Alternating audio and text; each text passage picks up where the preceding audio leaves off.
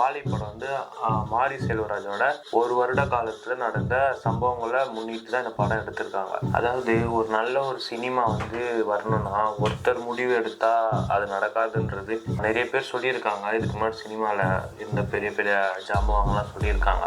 அது வந்து இந்த படத்தில் அது வந்து கரெக்டான ஒரு ஸ்டேட்மெண்ட்டுன்னு ப்ரூவ் பண்ணிட்டாங்க.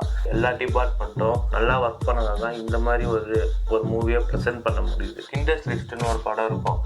அந்த டைமில் ரொம்ப புகழ்ந்தாங்க அந்த படத்தை. அந்த படத்தோட கதை என்னென்னா, அதுவுமே கிட்டத்தட்ட வந்து ஸ்கிண்டர்ஸ்னு ஒருத்தரோட பயோகிராஃபி தான். அவர் போகிற லிஸ்ட்டு அது வந்து அந்த வேர்ல்டு வார் டைமில், அந்த ஹிட்லர் டைமில் நடந்த ஒரு உண்மையான ஒரு சம்பவத்தை இது எடுத்துருப்பாங்க. அந்த படம் வந்து நான் வந்து ஒரு 3 வருஷம் முன்னாடி பார்த்துட்டேன்னு வச்சுக்கேன். அதை ஃபஸ்ட் டைம் பார்க்குறப்ப திருப்பி அந்த படம் நான் பார்க்கவே கூடாதுன்ற ஒரு மென்டாலிட்டிக்கு வந்துட்டேன்.